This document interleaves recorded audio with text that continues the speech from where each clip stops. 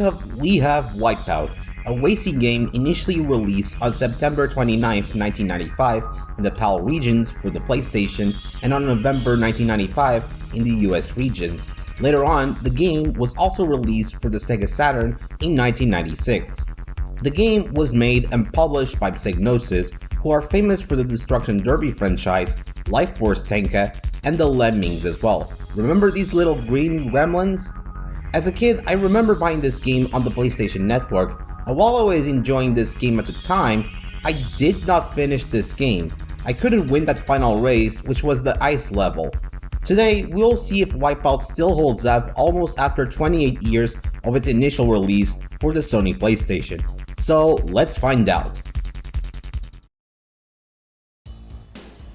When the PlayStation was initially released on September 9, 1995 in the US, the only racing game that was considered as a launch title was none other than Ridge Racer, and wouldn't you know it, it was praised at the time for its amazing graphics and being a faithful port of the arcade version.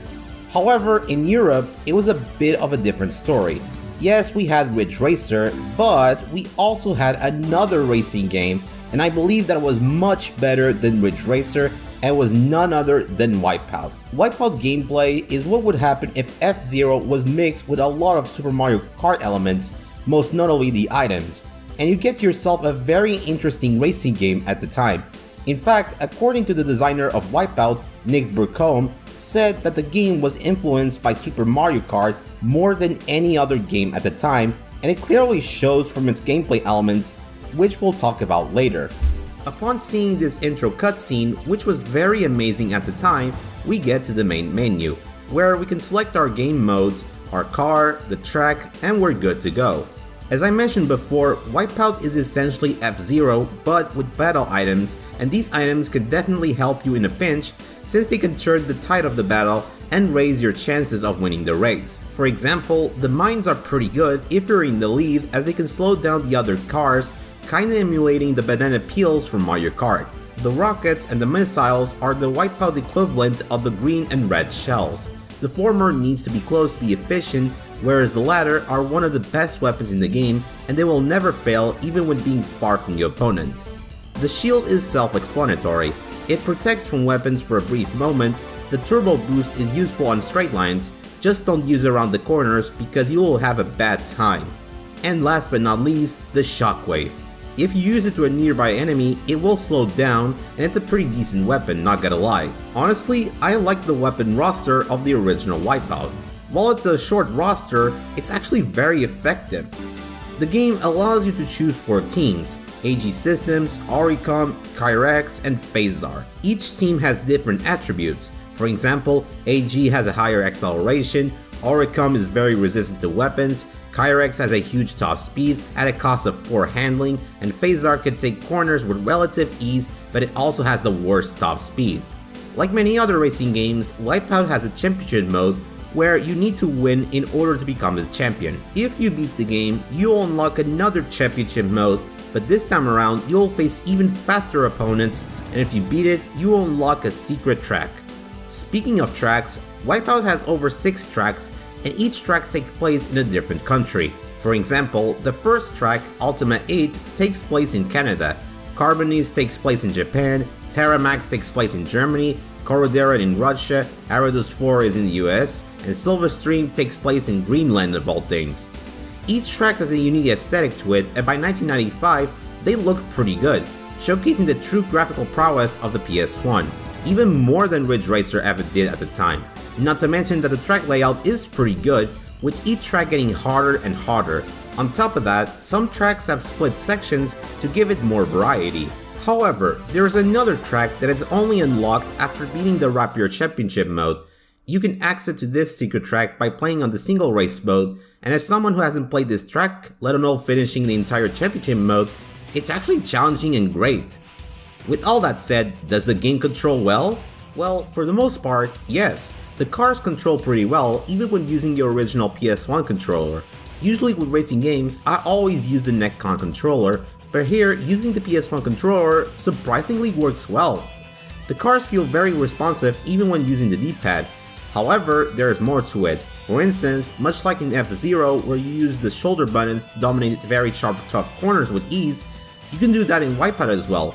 The tracks also have some ups and downs, meaning in order to maintain speed of your craft, you need to lift or drop the nose of your craft if you're going to traverse up and down ramps, making the gameplay more complex, but it's very easy to learn.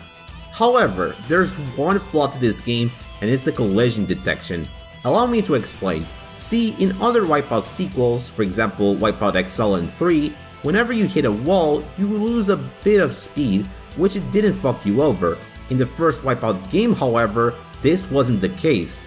If you touch a wall, regardless if you were at top speed or not, you will get stopped immediately, which isn't so bad in the early stages, but in the final tracks, since there are many tight and tough corners to master, it will be a huge problem no matter what.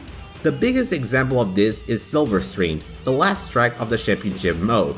The clunky collision detection in conjunction with these tight and tough corners to dominate, it can be a very hard if not frustrating moment in WipeOut. Which is why I never finished this game as a kid. I couldn't win this race no matter how hard I tried. Oh, did I mention that this game has limited continues? Yeah, this is one of those racing games that has limited lives, and if you waste them all, then it's game over. This is why I always prefer to play WipeOut XL over the original, not only because of more content, but also because of the improved collision detection. Now, you might be wondering, okay, that sucks, is this the end of the world? Well, don't worry though, there's a fan-made PC port of WipeOut named WipeOut Phantom Edition, and it's a fan-made PC port that adds several enhancements, higher resolution graphics, higher frame rates, widescreen aspect ratio, and best of all, the wall collision detection has been improved. This PC port really rejuvenates this game as a whole and solves one big flaw that I mentioned before, and it was about the clunky, wonky, janky wall collision detection. Now, you might be wondering, well, I have DuckStation and I can play this game with higher resolution and widescreen support. Well, I hate to burst your bubble, but you're basically emulating the original WipeOut. This PC port is more than just emulating the game. Like I said before, it offers a lot of quality of life improvements that makes the PS1 version totally obsolete, making the Phantom Edition the definitive way to play WipeOut.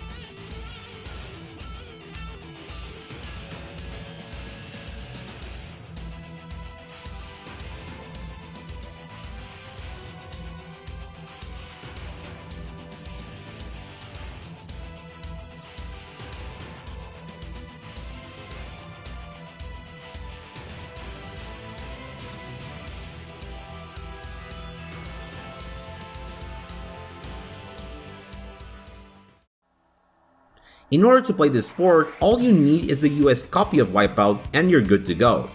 Thanks to the wall collision improvements, I finally beat the championship as well as the Rapier class championship. The game overall felt much easier than the PS1 version, so that's a blessing I guess. WipeOut supports multiplayer, however it's not split screen but rather using the link cable.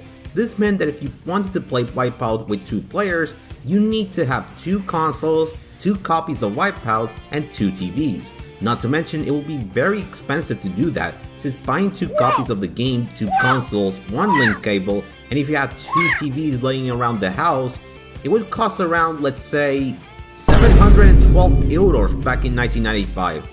Whoa, that's a lot of cash to burn. But at least WipeOut does have multiplayer of some sort, unlike Ridge Racer which didn't have at all. So at least there's that, and I believe that Psygnosis maybe implemented the 2-player link cable mode because I assume that using the split screen mode would tank the performance by a lot. When it comes to the graphics, there is a huge reason why WipeOut was hugely remembered by everyone. It showcased the next evolution of graphics. It was very surreal seeing these graphics at the time, When you bought a PS1 and this game back in its launch day, you know you were into some good ass shit. If you played the Super Nintendo and then jumped forward to the PS1, you would be happy as hell seeing the graphical improvements. The game ran at 30 FPS or 25 FPS in the PAL regions. Sure, 30 FPS nowadays is pretty meh, but back then it was a huge deal for people who had a PS1. That said, the fan-made PC port runs the game at a much higher frame rate. The models, textures, the atmosphere, and the track design were pretty top-notch and futuristic. Granted, the sequels had better graphics, but I still think that the original WipeOut had its own interesting, unique charm to it. I dare to say it's much more beautiful than its launch racing competitor, Ridge Racer.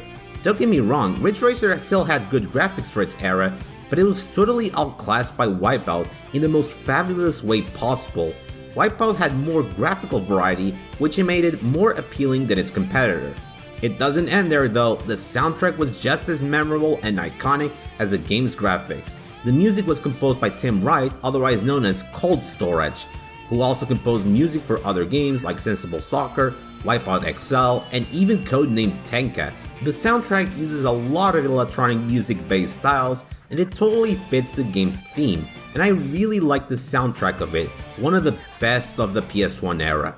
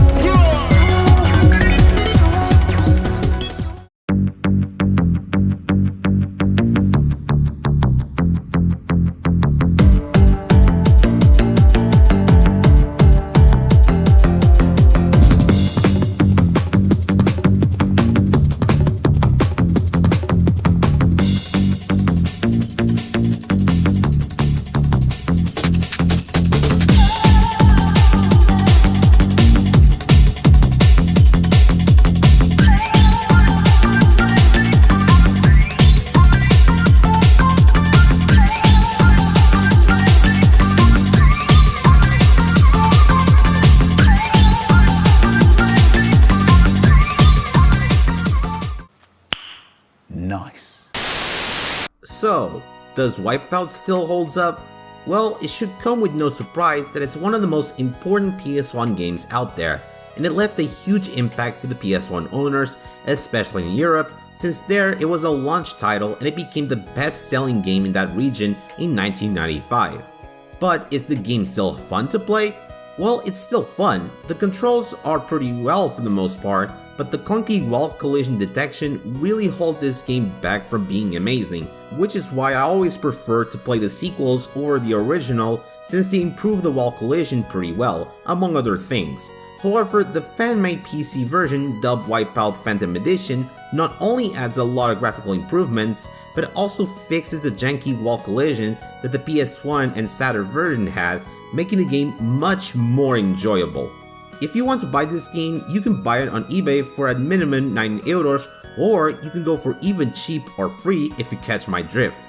Just make sure you get the US version, because neither the PAL or Japanese versions of the game are not compatible with the Phantom Edition for some reason. Overall, WipeOut is a solid game in its own right, and it's a blessing to the legacy of the PS1, and it's the best launch title for the console.